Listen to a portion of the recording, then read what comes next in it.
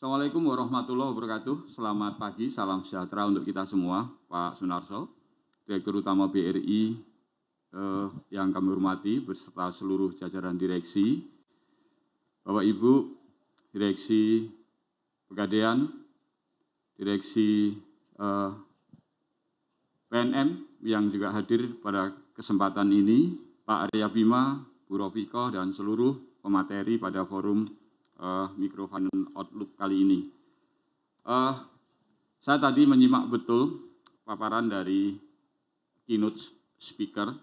Beberapa hal akan saya coba untuk saya sampaikan beberapa analisis atas dugaan-dugaan bahwa sesungguhnya ekosistem ultramikro itu apakah benar bisa menjadikan booster pertumbuhan perekonomian hari ini dan masa depan. Sampai dengan hari ini kita patut bersyukur Bapak Ibu sekalian bahwa kita sudah cukup pede untuk menghadapi berbagai dampak dari pandemi COVID-19. Data menunjukkan bahwa sekalipun ada kenaikan positive rate baik oleh second wave dan juga third wave hari ini, mobilitas masyarakat lagi-lagi hampir terus meningkat. Dan ini menandakan bahwa ekosistem ketahanan masyarakat terhadap pandemi sudah terbentuk, tinggal bagaimana kita menjaga disiplin protokol kesehatan dan terus vaksin yang terus agresif. Bapak-Ibu sekalian, kita sering mendengar angka 64 juta unit usaha.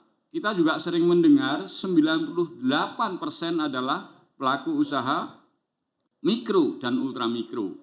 Saya mencoba untuk memetakan seberapa besar sesungguhnya ultramikro.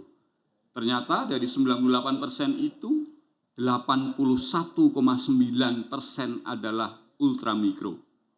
Yang di dalamnya masuk ekosistem yang betul-betul mereka dalam kategori kemiskinan ekstrim, yang barangkali ini adalah segmennya teman-teman di PNM, kira-kira seperti itu. Nah, sesungguhnya seperti apa mereka? Bapak-Ibu sekalian, kita mencoba untuk menggunakan data yang tadi juga Bu Menkyu sampaikan pada saat paparan beliau, seberapa besar sih sesungguhnya mereka bisa membooster pertumbuhan ekonomi. Kita ingat betul berapa besar instrumen APBN digelontorkan untuk menyelamatkan para pelaku UMKM, yang 80% lebih itu adalah pelaku usaha ultramikro. Mari kita lihat grafik yang sebelah kanan bawah.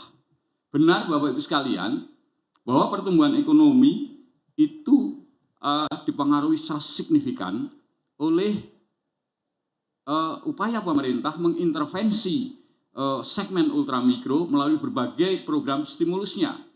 Ada bansos, ada BPUM, dan juga berbagai program-program stimulus lainnya.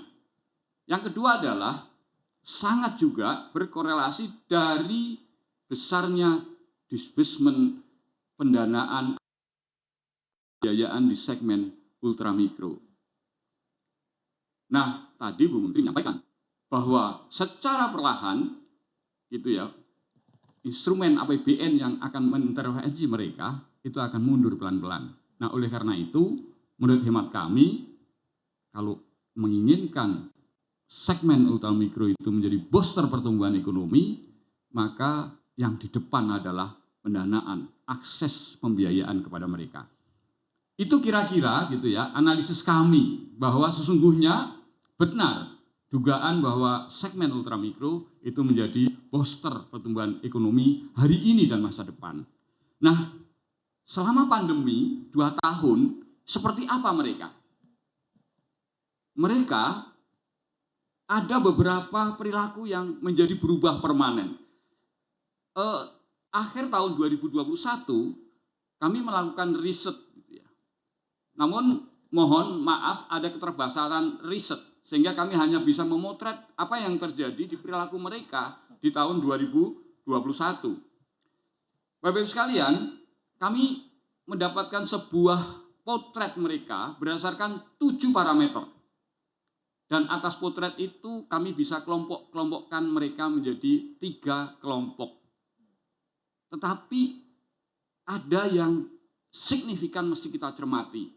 Dari 3 kelompok, mulai dari yang paling bawah sampai dengan yang kelompok ketiga, yang menurut saya dia akan bisa tumbuh, itu adalah kepemilikan smartphone. Saya ulang, kepemilikan smartphone. Ternyata di masa pandemi, itu para pelaku ultramikro itu semakin banyak yang punya smartphone. Entah karena dipicu anaknya harus sekolah secara online gitu ya, atau mungkin dia mendapatkan bantuan gitu ya, dan bantuan itu dibelikan smartphone. Kemudian dapat kuota pulsa dan mungkin dia berusaha. Karena tadi disampaikan Bu Sri Mulyani bahwa ada kenaikan 2,9 juta lapangan kerja baru. Ini menunjukkan bahwa mungkin dia. Berikutnya Bapak Ibu sekalian, saya juga melihat gitu, di dalam potret ini dari kepemilikan smartphone gitu ya, ternyata masih besar yang hanya digunakan untuk keuntungan pribadi. Ini yang menjadikan nanti yang kita tembak gitu, supaya proses inklusi dan literasi ini berjalan dengan baik. Bapak sekalian, ada yang tidak bergerak di sini. Memang sebagian besar mereka hanya memiliki satu usaha saja. Maka isunya adalah bagaimana kita memproteksi mereka, jangan sampai usahanya gagal. Kira-kira seperti itu. Kalau misalnya nanti suatu ketika intervensi dari APBN itu sudah betul-betul tidak ada, sekali lagi mungkin 2 hal itu akan menjadi concern kita semua, bagaimana kita melakukan literasi kepada mereka. Itu masalah potret mereka di situasi pandemi. Berikutnya adalah bagaimana ketangguhan mereka. Dari 3 kelompok tadi, ada isu yang sangat kritikal menurut saya. Semua mereka menerima bantuan barangkali. Dan mereka juga menerima bantuan untuk menggantikan modal kerjanya yang mungkin habis dimakan selama masa pandemi, khususnya di triwulan 2 2020. Tetapi ada 92% yang mereka mendapatkan bantuan apapun gitu tidak berubah. Ini mesti kita cari kenapa mereka tidak berubah. Bapak Ibu sekalian, mereka kita bisa lakukan perubahan sesungguhnya. Karena secara agregat gitu ya, mereka adalah ekosistem yang cepat berubah. Mari kita lihat data yang kami peroleh dari kami menganalisis profil tabungan para pelaku usaha ultramikro. Ternyata hari ini gitu ya, mereka sudah mampu menabung kembali.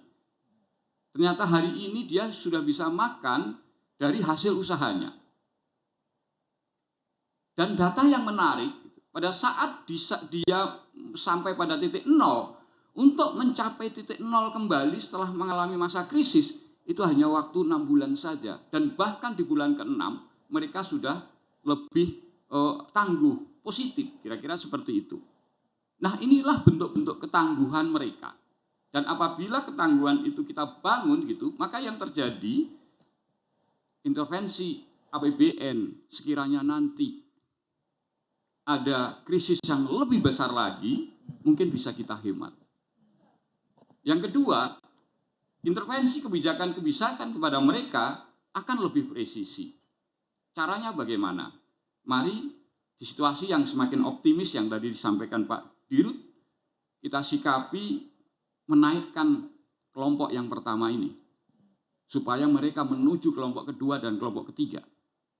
Berikutnya adalah bagaimana kelompok 2 dan 3 ini menjadi lebih tangguh, supaya pada saat ada krisis yang lebih besar, mereka tidak cepat jatuh. Itulah kira-kira potensi mereka, sungguh sangat luar biasa. Nah, rasanya yang seperti ini perlu saya simplifikasi menjadi sebuah testimoni. Ada 4 nasabah kami yang saya coba untuk bisa memberikan testimoni bagaimana recovery mereka selama krisis. ada Ibu Cicih. Ibu Cicih ini nasabahnya Mekar. Ternyata mereka menyampaikan, alhamdulillah kami dapat 2,4 juta. Ini BPUM. Apa yang dia lakukan? Dia bisa dagang lagi. Simple ya sebenarnya. Dia bisa dagang lagi. Kemudian ada Ibu Mariani. Ini nasabah Mekar juga ini. Ya. Dia dapat pinjaman Mekar komersial ini pasti. Dalam situasi krisis gitu ya, kita berikan akses pembiayaan, maka dia mengatakan, uang saya pakai untuk modal beli barang-barang dan saya putar kembali. Ini komersial ini. Akses terutama, akses pembiayaan. Berikutnya adalah nasabah PKH. Ya. Ada Bu Nani. Setelah dikasih PKH gitu ya, kemudian mereka berhasil untuk naik kelas dan pinjem kurs super mikro. Mereka mengatakan, setelah dapat pinjaman, saya bisa belanja lebih banyak, kapasitas usahanya. Nggak perlu wirawiri ke pasar, bisa hemat ongkos ojek. Sekali ngojek bisa habis 50.000. Jadi dia bisa lebih besar lagi dan ada efisiensi di sini. Kemudian ada satu lagi, Bu Yulis ini Senawati gitu. Ini sama dengan Bu Nani. Kira-kira profilnya sama mereka. Jika mereka kita percaya untuk kita berikan akses pembiayaan, maka yang terjadi seperti ini. Nah, yang kita patut kritisi, kenapa empat-empatnya ibu-ibu ini? Ya, kelihatannya ibu-ibu memang direktur keuangan yang tangguh dan handal. Karena kebutuhannya mungkin tidak sekompleks kebutuhan bapak-bapak. Bapak-bapak sekalian, itulah kira-kira. Jadi simple sekali. Ya, dari sesuatu yang menurut Bapak Ibu sekalian rumit gitu, ternyata simple bagi mereka. Nah, saya akan mencoba melanjutkan sampai kepada highlight inklusi Indonesia. Bapak Ibu sekalian, kita sering bicara inklusi, literasi, literasi, kadang-kadang kebolak-balik gitu. Nanti akan saya tunjukkan bahwa yang di depan itu bukan literasi, tapi inklusi dulu. Berikan akses dulu, baru disitulah nanti ada sebuah motivasi untuk mau belajar. Bapak Ibu sekalian, sekarang inklusi Indonesia itu 76%. Kita akan dorong menjadi 90% di tahun 2024. Kalau bicara inklusi keuangan, itu inklusi basic, inklusi dasar. Sangat mudah. Tahun 2020 dan 2021, kalau kita potret, pasti ada kenaikan inklusi keuangan sangat tinggi. Karena dengan berbagai stimulus dan bantuan gitu kepada masyarakat low income gitu, itu pasti mereka akan buka rekening BRI dan itulah yang disebut dengan inklusi. Tetapi kemakmuran itu tidak cukup dengan inklusi, tapi perlu literasi. Sekarang gitu inklusi kita 76%, tapi kedalaman inklusi kita yang masih rendah. Hanya 29%. Kami barusan menyelesaikan sebuah riset gitu ya, bahwa untuk menuju kemakmuran gitu, sebuah rakyat bangsa itu mesti kedalaman inklusinya yang harus tinggi. Ada 4 produk lembaga keuangan yang mesti dia akses. Dia harus memiliki, dan setelah memiliki, dia harus meningkatkan usage-nya. Aktif, kira-kira seperti itu. Nah, 4 komponen produk lembaga keuangan inilah yang kita sedang ukur untuk bagaimana gap antara inklusi dan literasi itu semakin kecil. Hari ini gapnya ada di grafik tengah, Bapak Ibu sekalian. Semakin ke depan, ini semakin akan lebar gapnya. Oleh karena itu, literasi ke depan menjadi penting. Literasi yang bagaimana? Ini saya sudah mulai memotret bahwa tadi saya sampaikan, pandemi itu merubah perilaku masyarakat dan banyak perilaku masyarakat yang menjadi permanen. Smartphone kepadatannya di kalangan segmen ultramikro itu sangat tinggi, 89%. Maka hasil analisis kami itu menunjukkan bahwa kepemilikan smartphone itu menjadi penting. Yang kedua adalah kepemilikan akun bank menjadi penting. Oleh karena itu, dua hal ini nanti akan mengadres isu-isu inklusi dan literasi hari ini dan masa depan. Kenapa kita harus masuk ke literasi yang lebih dalam? Karena isunya adalah kemakmuran. Kami juga sudah mencoba mengukur parameter-parameter apa yang nanti akan berpengaruh kepada kemakmuran negeri ini. Bahwa seluruh masyarakat Indonesia ini sudah tidak berpikir lagi hari ini, tapi sudah berpikir masa depan. Kira-kira ada 5 parameter. Paling bawah itu Bapak Ibu sekalian. Jadi bagaimana penduduk Indonesia itu sudah memikirkan, mengembangkan usahanya.